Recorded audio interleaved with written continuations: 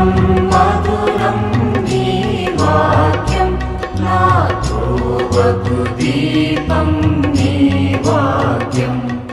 యేసు నామంలో మీకు శుభములు సమృద్ధిగా కలుగునుగాక. మధురం నీ వాక్యం అనే కార్యక్రమానికి స్వాగతం. ఈరోజు మనం 2025 ప్రభు కృపా సంవత్సరము అనే అంశం 13వ భాగం ధ్యానించుకుందామండి.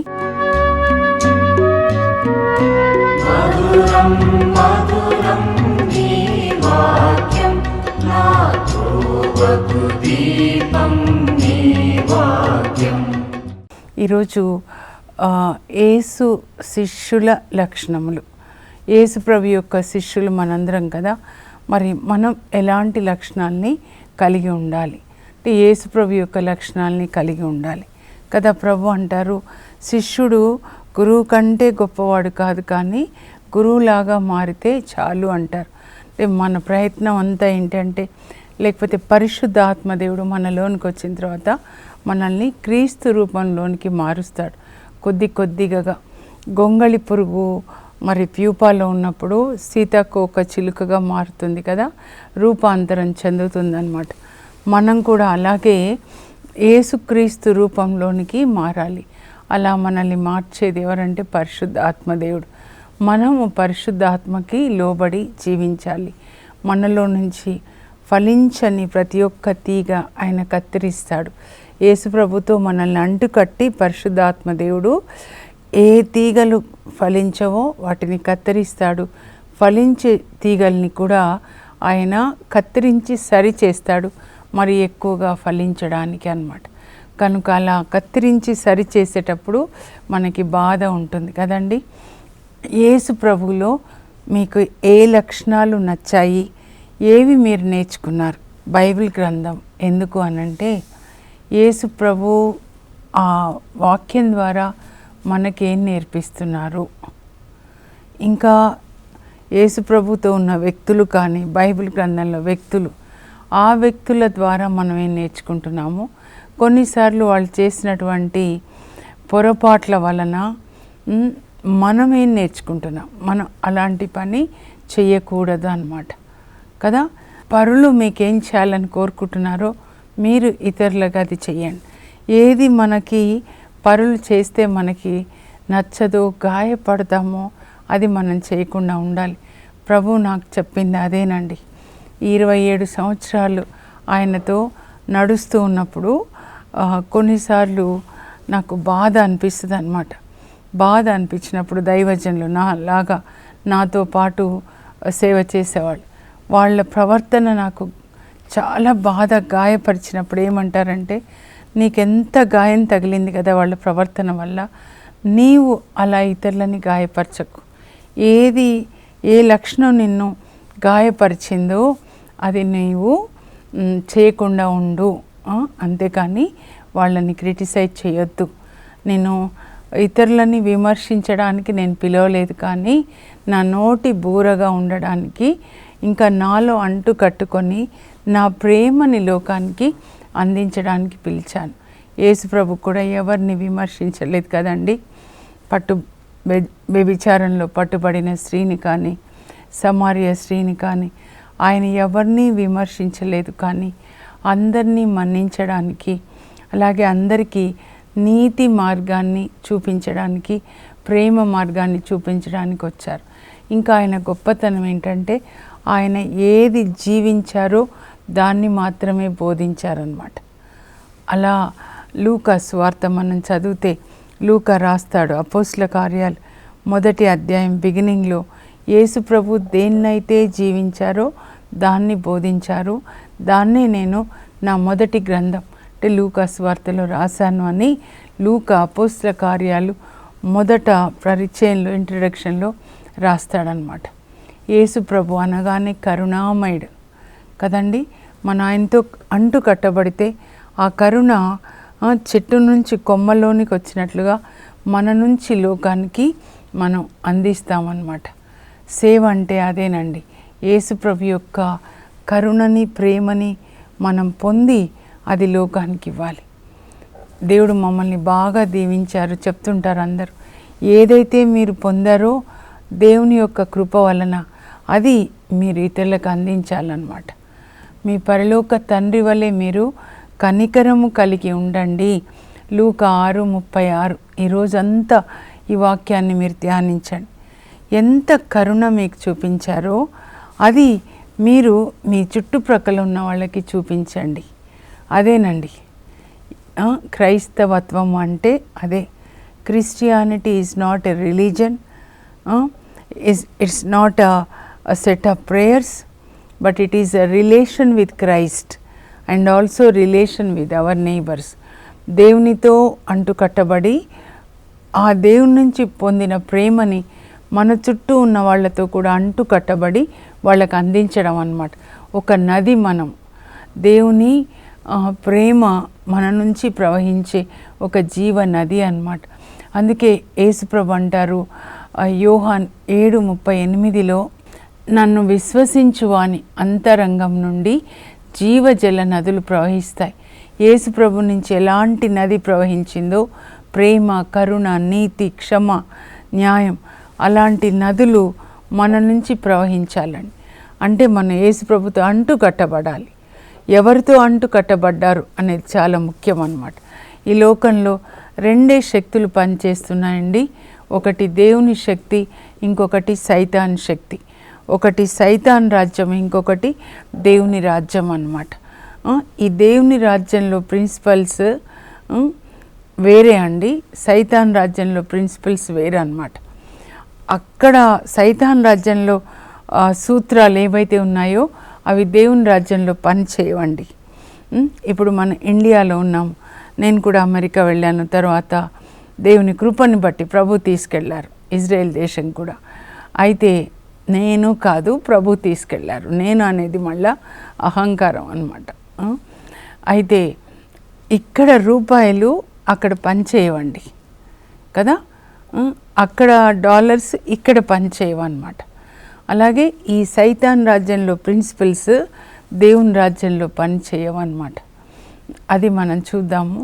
దేవుని రాజ్యంలో ఏంటి ప్రిన్సిపల్స్ అంటే యేసు ప్రభు చెప్తారు చూడండి. శిష్యుల కాళ్ళు కడిగిన తర్వాత యోహాను సువార్త 13:15లో, మీ గురువును బోధకుడను అయిన నేను మీ పాదాలు కడిగాను, కాబట్టి నేను చేసినట్లుగా మీరు చెయ్యాలి అని మీకు ఒక మాదిరిని నేను ఇచ్చాను. ఆయన జీవితం ఒక మాదిరి అన్నమాట, ఒక రోల్ మోడల్ యేసు ప్రభు. ఆయనలాగా మనం జీవించాలి. అంతేకాని క్రైస్తవులు అంటే కొన్ని ప్రార్థనలు కాదండి.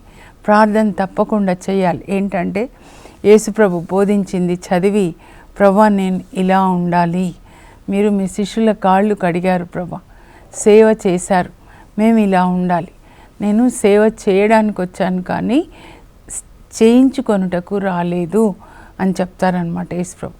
ఈరోజు మన వాక్య భాగం ఏంటంటే మార్కు సువార్త 10వ అధ్యాయంలో 35 నుంచి 45 వరకు చూద్దామండి. అక్కడ ఏంటి సంఘటన అంటే యేసు ప్రభు ఉంటారు, శిష్యులందరూ కూడా ఉంటారు 12 మంది. ఆ తర్వాత కొంతమంది స్త్రీలు కూడా ఉంటారండి. లూకా సువార్త 8వ అధ్యాయంలో యేసు ప్రభుకి పరిచర్య చేసిన స్త్రీలు అని వాళ్ళ పేర్లు ఉంటాయన్నమాట. అక్కడ మగ్దల మరియమ్మ గారు ఉంటారు అక్కడ. మగ్దల మరియమ్మ, తర్వాత సలోమి అమ్మ, జబదాయి కుమార్ల తల్లి అన్నమాట ఆమె. అంటే పెద్ద యాకోబు యోహాన్ల తల్లి. వాళ్ళ నాన్నగారి పేరు యాకోబు, యోహాన్ల నాన్నగారి పేరు జబదాయి అన్నమాట. ఈమెని చాలా ప్రత్యేకంగా పిలుస్తాడండి పరిశుద్ధ ఆత్మదేవుడు. జబదాయి కుమార్ల తల్లి అని పిలుస్తారనమాట. సో వీళ్ళందరూ స్త్రీలు ఏం చేస్తున్నారంటే మగ్దల మరియమ్మ, ఆ తర్వాత చిన్న యాకోబు వాళ్ళ తల్లి మరియమ్మ, వేరొక మరియమ్మ అంటారు. ఆ తర్వాత ఈ క్లోఫా భార్య మరియమ్మ, ఆమె పేరు కూడా మరియమ్మ. సో వీళ్ళందరూ ఉంటారనమాట. అయితే యేసుప్రభు, ఆయన శిష్యులు, స్త్రీలు ఉంటారు. అప్పుడు యేసుప్రభు దగ్గరికి వీళ్ళు వస్తారనమాట, యాకోబు, యోహాన్. మార్కు సువార్త 10వ అధ్యాయం అండి 35 నుంచి వచ్చి ఏమంటారంటే, గురుదేవ మాదొక మనవి, మీరు ఆ మనవిని ఆలకించాలి, అనుగ్రహింపుడు అని అంటారు. అంటే మేము ఒకటి అడగబోతున్నాము, మీరు దాన్ని మాకు ఇచ్చేయాలి అని. చిన్నపిల్లలు అంటారు కదా మన దగ్గర వచ్చి, మమ్మీ నేను ఒకటి అడుగుతాను, నువ్వు నాకు అది చెయ్యాలి అని. కొంతమంది నాకు ఫోన్ చేసి కూడా ఫోన్లో అదే అడుగుతారు, అక్క నేను ఒకటి అడుగుతాను, మీరు దాన్ని చేయాలి. కానీ నేను ముందులో మాట ఇచ్చి తర్వాత నాకు చాలా కష్టం అనిపించింది. అందువల్ల తర్వాత ఎప్పుడు మీరు ముందు చెప్పండి, తర్వాత అది నేను చేయగలిగితే చేస్తాను అని. ఇంకా ముందే మాట ఇవ్వను అనమాట. ప్రభు కూడా ఏమంటారంటే, ఏంటి మీ మనవి, ఏంటి మీ కోరిక అంటారు. మాదొక కోరిక ప్రభా, మీరు దాన్ని తీర్చాలి అంటే ముందు మీ కోరిక ఏంటో చెప్పండి అంటారు. అప్పుడు ఏమంటారంటే, ఇంకా మత్తయి సువార్త 20:20 నుంచి కూడా చదివితే అక్కడ వాళ్ళమ్మ రికమెండేషన్ అనమాట. యాక్చువల్గా వాళ్ళమ్మ వచ్చి అడుగుతుంది, గురుదేవ నాదొక మనవి అంటే. ఏంటమ్మా అంటే, కొడుకులు ప్రక్కనే నిలబడతారు ఇద్దరు కూడా.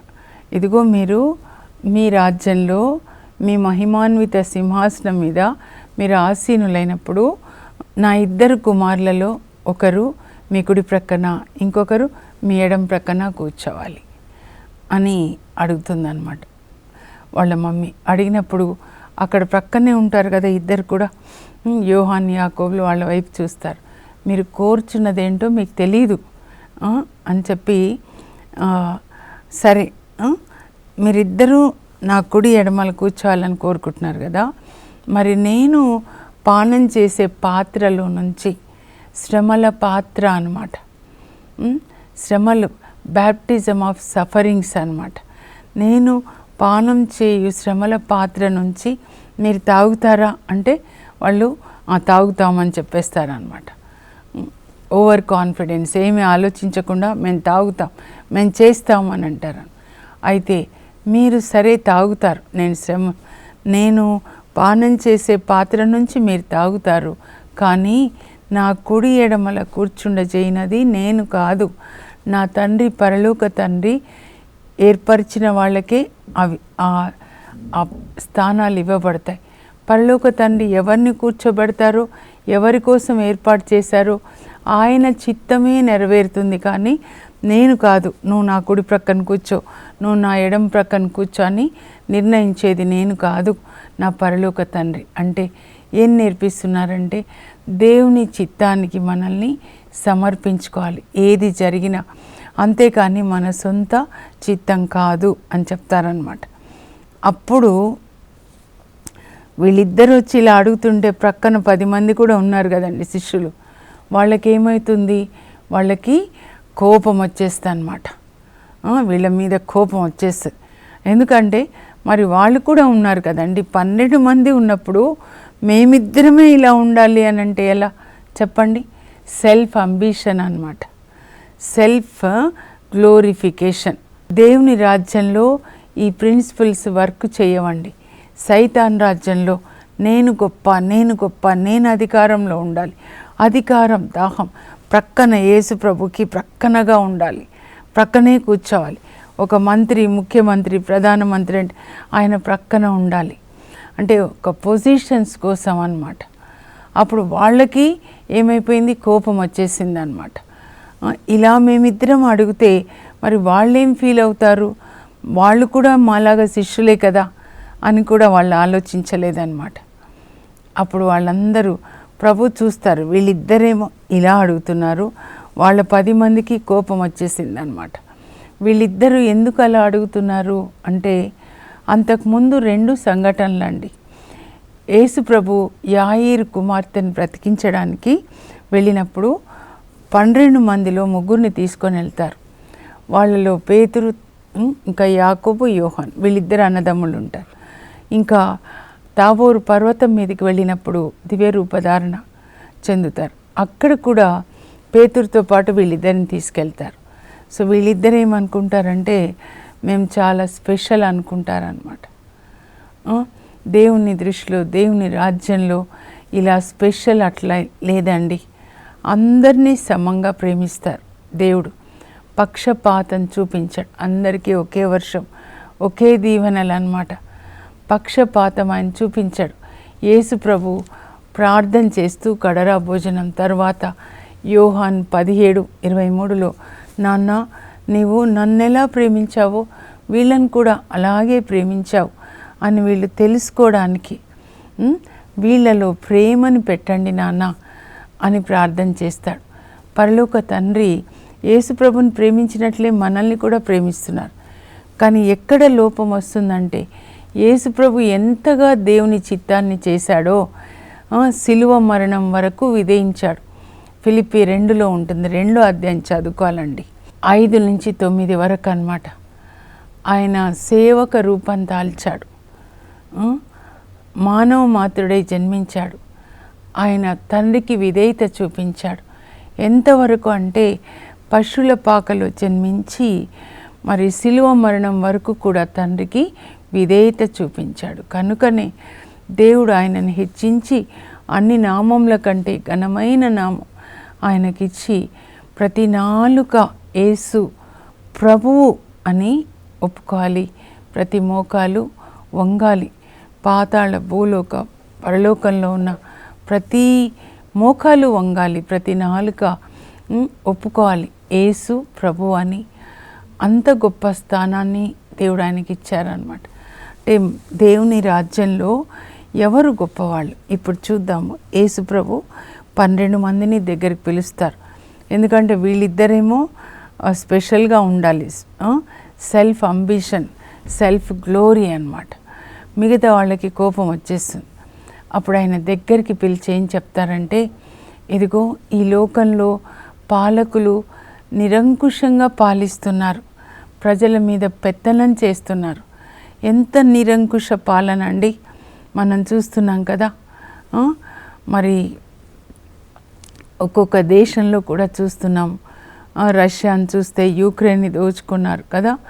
అలా ఇజ్రాయెల్ దేశం చుట్టూ గాజా ఇక్కడ అక్కడ, లేదా ఇరాన్లో చూస్తూ ఉన్నాం, నార్త్ కొరియా, అలాగే విత్ ఇన్ ద కంట్రీ అన్నమాట. పాలకులు ఈ సైతాన్ రాజ్యంలో నిరంకుశంగా పరిపాలిస్తూ ఉన్నారు. ప్రజల్ని చంపడం, మతం పేరిట ప్రజల్ని ద్వేషించడం, ఇవన్నీ కూడా అధికారం కొరకు అనేకమైన చీకటి పనులు చేయడం అన్నమాట. అధికార దాహం. కానీ మీరు ఆ విధంగా ఉండకూడదు. మీలో ఎవరైనా గొప్పవాడు కాదలిచిన ఎడల మీరు అందరికంటే చివరి వాడిగా ఉండాలి. నాయకుడుగా ఉండాలి అంటే అతడు సేవకుడుగా ఉండాలి అని చెప్పి వాళ్ళకి కడరా భోజన సమయంలో ఒక ఆజ్ఞని ఇస్తారండి. ఆ ఆజ్ఞ మన హృదయంలో రాయబడాలి. దాని మీదే ఫోకస్. మీరు మళ్ళా రాసుకోండి, అది 7 సార్లు రాసుకోండి కనీసం. యోహాన్ 13లో శిష్యుల కాళ్ళు కడుగుతారు కదా. కడిగిన తర్వాత ప్రభు చెప్తున్నారు, నేను మీకు ఒక నూతన ఆజ్ఞ ఇస్తున్నాను. నేను మిమ్మల్ని ఎలా ప్రేమించాను మీరు కూడా ఒకరినొకరు ప్రేమించుకొనండి. మీరు పరస్పరము ప్రేమ కలిగి ఉన్నచో నా శిష్యులు అని తెలుసుకుంటుంది. శిష్యుల లక్షణం ఏంటంటే పరస్పరము ప్రేమ కలిగి జీవించడం, యేసు ప్రభులాగా మన్నించడం, ఒకరికొకరు సహాయం చేసుకొనడం. అది యేసు ప్రభు శిష్యుల యొక్క లక్షణం అండి. నేను మీకు గురువు కదా, ప్రభు, మీరు నన్ను గురువా ప్రభు అని పిలుస్తున్నారు. అది కరెక్టే, మీరు పిలిచేది సబబే. నేను మీ బోధకుడను, గురువైన నేను మీ పాదాలు కడిగితే మీరు ఒకరి పాదములు మరి ఒకరు కడగండి అంటే ఒకరి పాపాలు ఒకరు క్షమించుకోవాలి. యేసు ప్రభు శిష్యులుగా మనం పరస్పరము ప్రేమ కలిగి ఉండాలి. అప్పుడు లోకము మనం యేసు ప్రభు శిష్యులని గుర్తించి వాళ్ళు కూడా యేసు ప్రభుని అంగీకరిస్తారనమాట. ఆదిమ సంఘం ఎంత ప్రేమగా ఉన్నారండి. అపోస్తల కార్యాలు చదువుకోవాలి, 2వ అధ్యాయం కానీ 4వ అధ్యాయంలో 32 విశ్వాసులందరూ ఒకే మనస్సు, ఒకే హృదయాన్ని కలిగి ఉండి ఏది కూడా ఇది నా సొంతం అని చెప్పుకోకుండా వాళ్ళు తమకు కలిగిన దాన్ని స్థిర చరాస్తులు అమ్మి ఆ డబ్బు అపోస్తల దగ్గరికి తీసుకొని వచ్చినప్పుడు వాళ్ళు సంఘంలో వారి వారి అవసరాలని బట్టి అందరికీ పంచి పెడుతూ ఉన్నారు. అందరూ సంతోషము వినయము గలవారై దేవుణ్ణి స్తుతిస్తూ కలసి రొట్టె విరుస్తూ కలసి భుజిస్తున్నారు. దేవుడు వారి మీద ఆశీర్వాదాలు సమృద్ధిగా కుమ్మరిస్తున్నారు. శిష్యులు కూడా ఇదే శిష్యులు పరిశుద్ధ ఆత్మని పొందిన తర్వాత వాళ్ళందరూ కలిసే ఉంటారండి. అపోస్తల కార్యాలు 2వ అధ్యాయంలో పరిశుద్ధ ఆత్మని పొందిన తర్వాత పేతురు లేచి ప్రసంగింప మొదలు పెడతాడు, మొదటి ప్రసంగం చెప్పడానికి. అప్పుడు 12 మంది లేస్తారు. పేతురుతో పాటు మిగతా 11 మంది కూడా లేస్తారనమాట. ఆ తర్వాత అంటే ఏంటి? యూనిటీ. మేమంతా ఒకటే, యేసు ప్రభు శరీరం మనం. ఆ శరీరంలో ఒక్కొక్క భాగం, ఈ భాగానికి నొప్పి అయితే శరీరానికి అంతా నొప్పే కదండి. అలా అందరూ కలిసి ఉంటారు, ఒక శరీరంలాగా అన్నమాట. పేతురు యోహాను కలిసి దేవాలయానికి వెళ్తున్నారు. 3వ అధ్యాయంలో కుంటివాన్ని స్వస్థపరుస్తారు. ఆ తర్వాత 8వ అధ్యాయానికి వెళ్తే అక్కడ సమార్యాలో ఫిలిప్పు సువార్తను బోధిస్తున్నప్పుడు అనేక మంది యేసుప్రభుని అంగీకరిస్తారు. సమరీయులండి. ముందు సమార్యాలోకి వెళ్ళరు కదా, వాళ్ళు అంటరాని వాళ్ళుగా చూస్తారు. కానీ యేసుప్రభు యొక్క ఆత్మని, పరిశుద్ధ ఆత్మని మనం పొందిన తర్వాత మనకి కులాలు ఇవన్నీ ఉండకూడదండి. అందరం ఒకే రక్తం, ఒకే రక్తంలో కడగబడ్డాం, ఒకే ఆత్మని మనం పొందాం. మనంతా ఒకే శరీరం అన్నమాట. అక్కడ ఆ విశ్వాసుల మీద వాళ్ళ చేతులుంచి ప్రార్థిస్తారు. ఎవరు? పేతురు మరి యోహాన్ అన్నమాట. అప్పుడు వాళ్ళు పరిశుద్ధ ఆత్మని పొందుతారు. అలా పేతురు ఎంత సేవక రూపాన్ని దాల్చుతాడంటే, తబిత మరణించినప్పుడు 9వ అధ్యాయంలో అక్కడ చెప్పి పంపిస్తారనమాట విశ్వాసులు, శిష్యులు. అప్పుడు వెళ్ళి ప్రార్థన చేసి తబితని యేసునామంలో బ్రతికిస్తాడనమాట. ఇంకా దేవుని యొక్క చిత్త ప్రకారం కైసారియాలో కొర్నేలి ఇంటికి వెళ్ళి అక్కడ సువార్తను బోధించినప్పుడు పేతురు బోధిస్తుండగా పరిశుద్ధ ఆత్మ అన్యుల మీద కుమ్మరించబడుతుంది. అప్పుడు పేతురుకు కూడా జ్ఞానం కలుగుతుందన్నమాట. అంటే దేవుడు యూదులకి పరిశుద్ధాత్మనిచ్చాడు, అన్యులకి కూడా ఇచ్చాడు. అంటే ఆయనకి ఏ తేడా లేదు, అందరూ ఒకటే అన్నమాట. ఈ కనుక ఈ దేవుని రాజ్యంలో అధికార వ్యామోహం, లేకపోతే సెల్ఫ్ అంబిషన్, నేనే ఇలా ఉండాలి, పైకి రావాలి, లేకపోతే సెల్ఫ్ కాంపిటీషన్. నేను కూడా అనుభవించానండి, చాలా బాధ అనిపిస్తుంది. అసూయలు, లేకపోతే కాంపిటీషన్స్. నాకు మాథ్యూ ఫాదర్ గారు చెప్పారండి నా సేవ ప్రారంభంలోనే అన్నమాట. మనం వాక్యం బోధిస్తే ప్రజల ముందు ఉంటాము, కానీ విజ్ఞాపన చేస్తే దేవుని సన్నిధిలో ఉంటాం. నిర్గమకాండం 17లో జాషువా యుద్ధం చేయడానికి వెళ్ళాడు ప్రజల ఎదుట నిలబడి, కానీ మోషే కొండ ఎక్కాడు, విజ్ఞాపన చేస్తున్నాడు. యేసుప్రభు కూడా 3.5 సంవత్సరాలు స్వార్థ బోధించారు. కానీ ఇప్పుడంతా శాశ్వతంగా ఆయన ఏం చేస్తున్నారు? తండ్రి కుడి ప్రక్క నుండి మన కొరకు విజ్ఞాపన చేస్తున్నారు. ఈరోజు నేను, మనంతా, మీరు ఇలా ఉన్నామంటే యేసుప్రభు చేస్తున్న విజ్ఞాపన, నాన్న కరుణ చూపించండి, ఇంకా కొంచెం టైం ఇవ్వండి, వాళ్ళు మారుతారు నాన్న, నా సిలువ మరణం వ్యర్థం కాకుండా నేను వాళ్ళ కొరకు సిలువలో రక్తం చిందాను, మీరు కూడా విజ్ఞాపన చెయ్యండి అందరి కొరకు. తర్వాత అందరూ కలిసి పంచాలండి దేవుని రాజ్యంలో, అందరూ కలిసి పంచాలి. ఈ అసూయలు పనికి రావండి. పాత నిబంధనలో లేము మనం. అక్కడ చూడండి, దేవుడు అపాయింట్ చేసినటువంటి రాజు అయితే ప్రజలకి మేలు కలుగుతుంది. గాడ్ అపాయింటెడ్ కింగ్ డేవిడ్ అన్నమాట. కానీ మ్యాన్ అపాయింటెడ్ కింగ్, మనుషులు కోరుకుంటారు సౌల్ని, మాకు సౌలు రాజుగా కావాలని. దేవుడు వద్దంటాడు, సమూయేలు ప్రవక్త కూడా వద్దంటాడు. కానీ ప్రజలు వినరండి, వాళ్ళకి మేలు కలగదన్నమాట. ఇంకొక రకమైన వాళ్ళు ఎవరంటే God appointed, man appointed, self appointed. వాళ్ళకి వాళ్ళే రాజులుగా నియమించుకుంటారనమాట.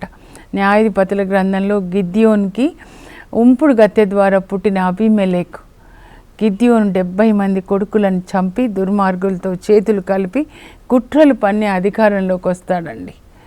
ప్రజలకి ఎంత ద్రోహం చేస్తాడు దేవుడు. ఆ దుర్మార్గులకి ఆయనకు కూడా చివరికి శత్రుత్వాన్ని కలుగజేస్తాడనమాట. అబ్షాలోం కూడా తనకి తానే రాజుగా ప్రకటించుకుంటాడు, చివరికి ఘోర మరణం పొందుతాడు కదండి. కనుక ఈ అధికారం కోసం పోట్లాటలు మనకి దేవుని రాజ్యంలో ఉండవండి. మనము సేవక రూపం దాల్చి మనం జాన్ ది బ్రిటో గారి పండుగ ఆయనని జ్ఞాపకం చేసుకున్నాం. ఒక అంతపురం పోర్చుగల్లో ఒక ప్యాలెస్లో పుట్టిన ఆయన మదురై, అక్కడ వచ్చి మదురై ప్రాంతంలో మరి దళితుల మధ్య సేవ చేస్తాడు. ఎంత బాధ ఆయనని, వేడి పెద్ద రాళ్ళు కాలుతున్న బండల మీద ఆయనని పడుకోబెట్టి కాళ్ళతో తొక్కుతారు. చెట్టుకి ఒకవైపు ఒక చెట్టుకి చేతులు కాళ్ళు కట్టి కొడతారు, గుర్రాలకి వెనకాల కట్టి ఈడ్చుకొని పోతారు. చివరికి ఆయనని కత్తితో పొడిచి చంపుతారు. దేవుణ్ణి ప్రేమించే వాళ్ళు ఈ విధంగా ఉంటారండి. ఈ సంవత్సరము విడుదల సంవత్సరం కాబట్టి జూబ్లీ సంవత్సరం, స్వేచ్ఛ అన్నమాట. మనకి ఈ అధికార వ్యామోహం నుంచి, ఈ కాంపిటీషన్ దేవుని రాజ్యంలో, ఈ కాంపిటీషన్ నుంచి, ఆ తర్వాత షెల్ఫిష్నెస్ నుంచి, సెల్ఫ్ ప్రమోషన్ నుంచి మనకి విడుదల కావాలి. యేసు ప్రభులాగా జీవించిన ఈ అపోస్తులని, ఈ పునీతులని మనము మనకి మాదిరిగా తీసుకుందాం. ప్రార్థన చేసుకుందాం. పరలోకపు మా తండ్రి, నీ పరిశుద్ధ నామం నాకు స్తోత్రం కలుగును గాక. ప్రభా, అధికార వ్యామోహం వద్దు. మీరు నాయకులుగా ఉండాలంటే సేవకులుగా ఉండాలి, సేవ చేయాలి. నేను సేవ చేయుటకే కానీ చేయించుకొనుటకు రాలేదు, అనేకుల రక్షణార్థం నా ప్రాణాన్ని దారపోయడానికి వచ్చాను అని చెప్పారు ప్రభా. అలా జీవించే కృప మాకు దయచేయండి. మాకు ఈ అధికార దాహము, ఈ అసూయలు ప్రభా, కాంపిటీషన్స్, ఇవన్నిటి నుంచి మాకు ఈ సంవత్సరం స్వేచ్ఛ, విడుదలని దయచేయండి. యేసు నామంలో అడుగుచున్నాం తండ్రి, ఆమేన్. యేసు ప్రభు శిష్యులుగా పరస్పరము ప్రేమ కలిగి ఒకరికొకరు సహాయం చేసుకుంటూ, ఒకరికొకరు సపోర్ట్ చేస్తూ దేవునికి మహిమకరంగా జీవిద్దాం. God bless you. Have a blessed day.